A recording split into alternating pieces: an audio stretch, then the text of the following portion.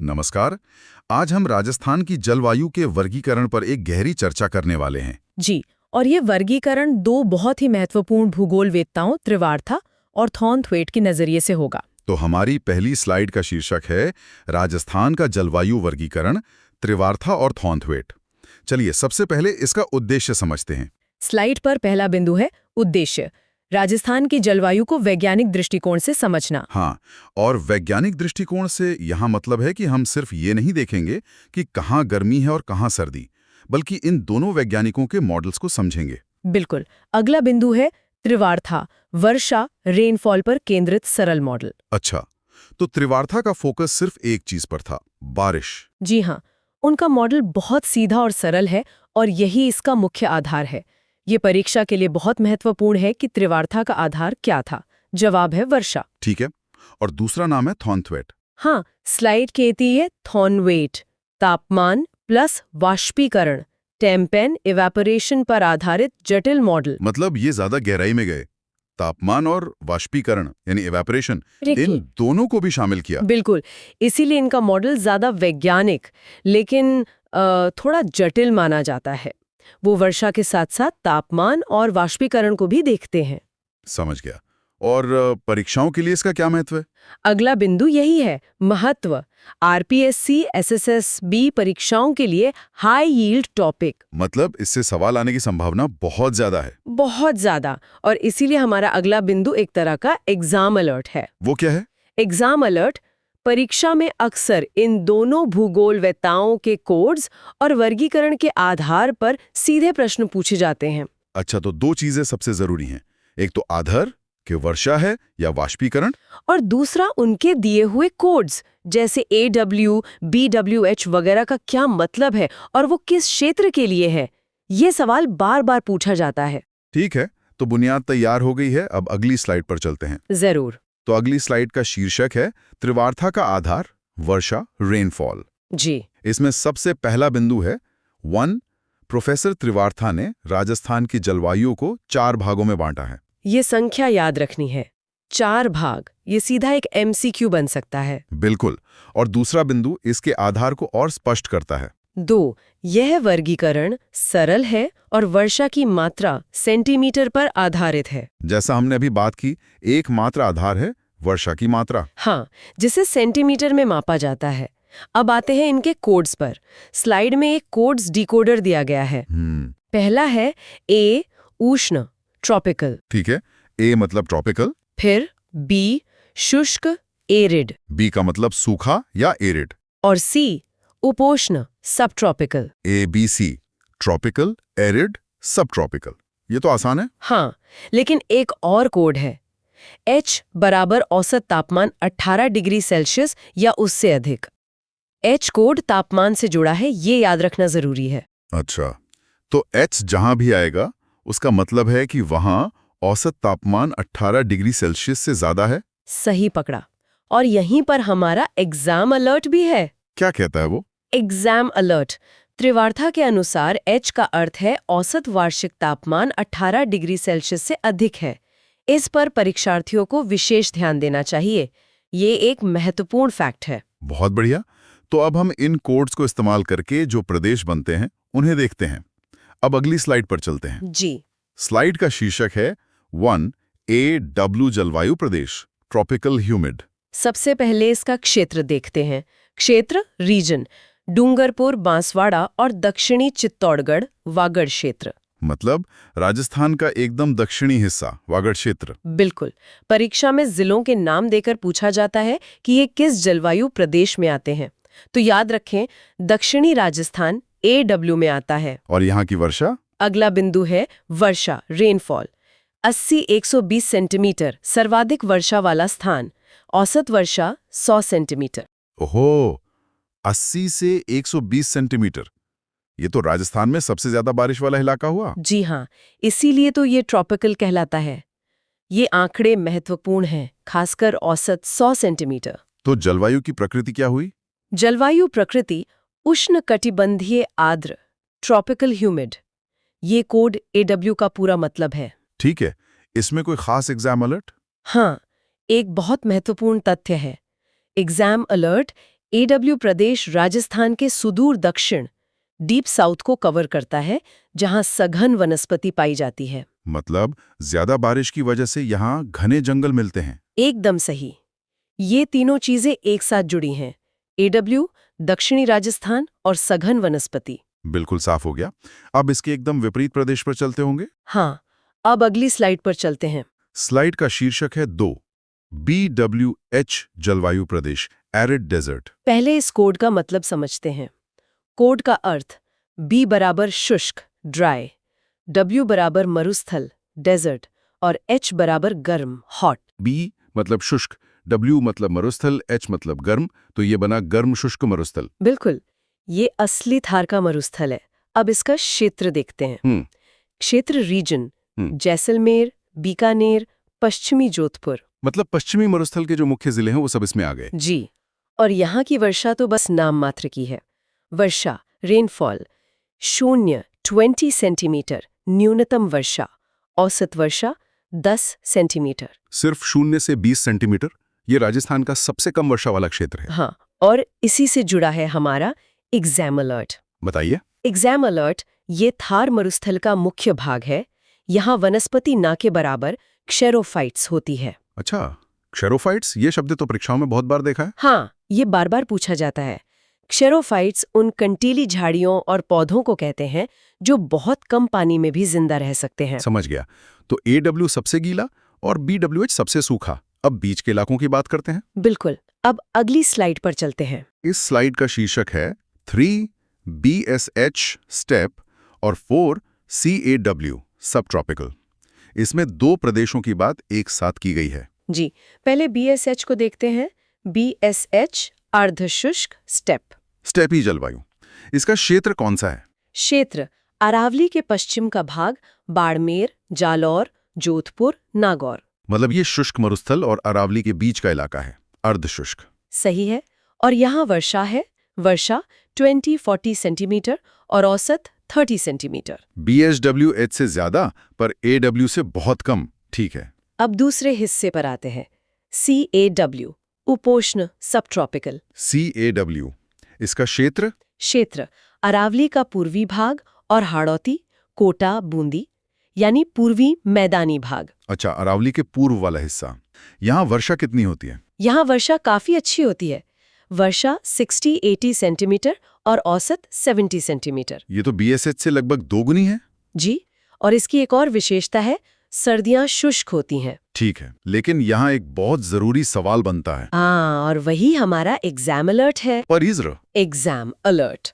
त्रिवार्था के अनुसार कौन प्रदेश सबसे उपजाऊ और कृषि के लिए उपयुक्त क्षेत्र है? ये बहुत ही महत्वपूर्ण बात है। ज्यादातर लोग सोचेंगे कि जहां सबसे ज्यादा बारिश होती है, यानी AW, वो सबसे उपजाऊ होगा। और यही गलती हो जाती है। AW में जमीन पथरीली है और ढलान वाली है, जबकि कौ में नदियां हैं, जलोढ़ मिट्टी है। इसलिए त्रिवार्था के अनुसार सबसे उपजाऊ क्षेत्र कौ है। ये याद रखना बहुत जरूरी है। बिल्कुल। तो त्रिवार्ता का वर्गीकरण तो स्पष्ट हो गया।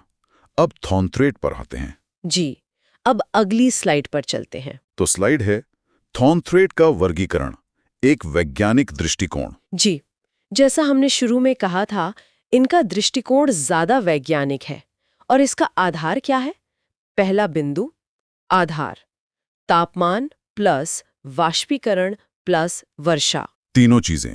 ठीक है। दूसरा बिंदु है 1, यह वर्गीकरण त्रिवार्था से अधिक जटिल और वैज्ञानिक है। ये तो हम समझ चुके हैं। 2, थॉर्नथ्रेट ने वाष्पीकरण इवेपोरेशन को महत्वपूर्ण माना। यही तो मुख्य अंतर है। वो सिर्फ ये नहीं देखते कि पानी कितना गिरा, बल्कि ये भी देखते हैं कि गर्मी से उड़ा कितना। बिल्कुल। और एक बहुत ही काम का तथ्य अगले बिंदु में है। 3, राजस्थान में A अति आर्द्र और B आर्द्र जलवायु नहीं है। यहाँ केवल C, D, E प्रकार मिलते हैं। अरे वाह, ये तो ऑप्शंस हटाने में बहुत मदद करेगा। राजस्थान में A और B प्रकार हैं ही नहीं, थॉर्नथ्रेट के अनुसार। जी, और अब आते हैं सबसे महत्वपूर्ण एग्जाम अलर्ट पर। Exam alert. थॉर्नथ्रेट दुनिया में वर्षण प्रभाविता प्रेसिपिटेशन इफेक्टिवनेस सूचकांक के लिए प्रसिद्ध हैं। प्रेसिपिटेशन इफेक्टिवनेस इंडेक्स, ये टर्मिनोलॉजी बहुत महत्वपूर्ण है।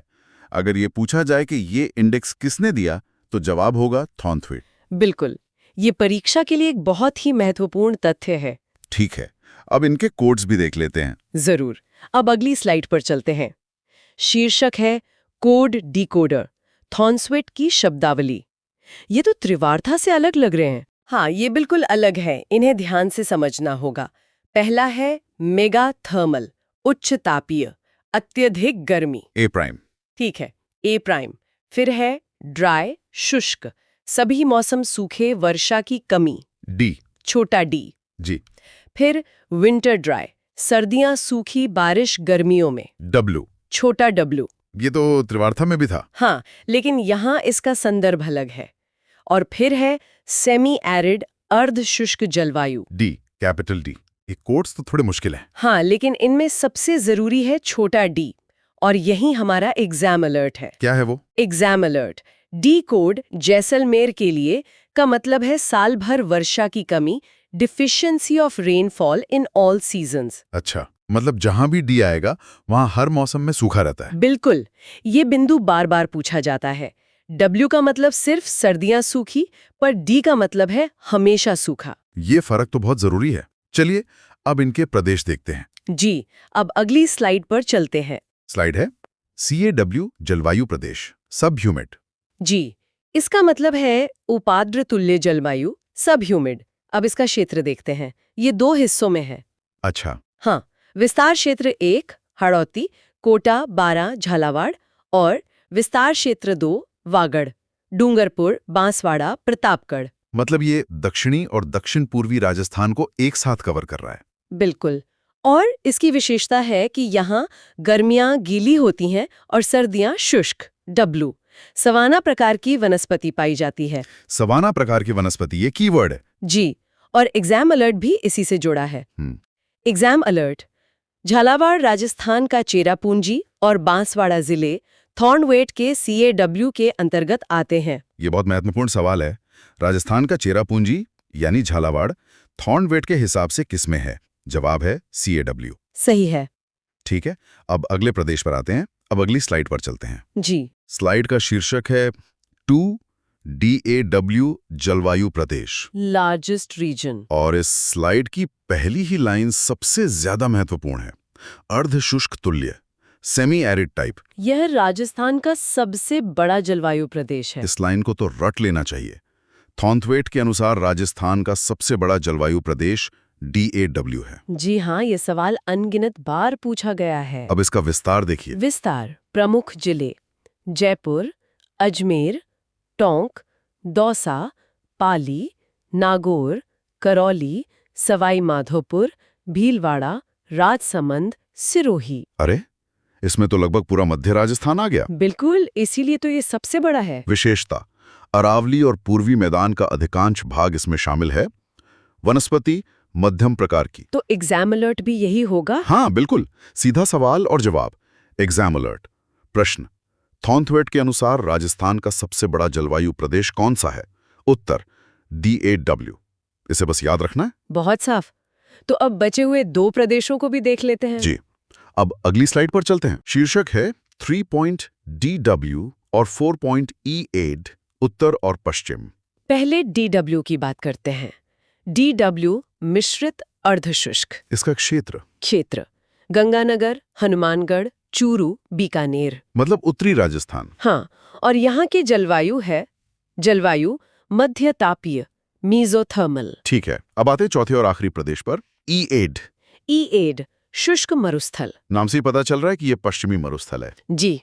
क्षेत्र जैसलमेर, बाड़मेर, पश्चिमी जोधपुर, और इसकी जलवायु उष्ण शुष्क मरुस्थलीय। और विशेषता में वो डी वाली बात आएगी। बिल्कुल, विशेषता हर मौसम में वर्षा की कमी, और इसी पर आधारित है हमारा exam alert. Exam alert EAD सबसे कठोर जलवायु वाला क्षेत्र है, जहां डी का अर्थ है पूरे वर्ष शुष्कता। तो ये राजस्थान का सबसे सूखा और सबसे कठोर जलवायु वाला प्रदेश है थॉर्नथवेट के अनुसार। हाँ, ये परीक्षा के लिए महत्वपूर्ण है। बहुत बढ़िया। तो हमने दोनों के 4-4 प्रदेश देख लिए। अब इनकी एक तुलना हो जाए तो रिवीजन में आसानी होगी। बिल्कुल।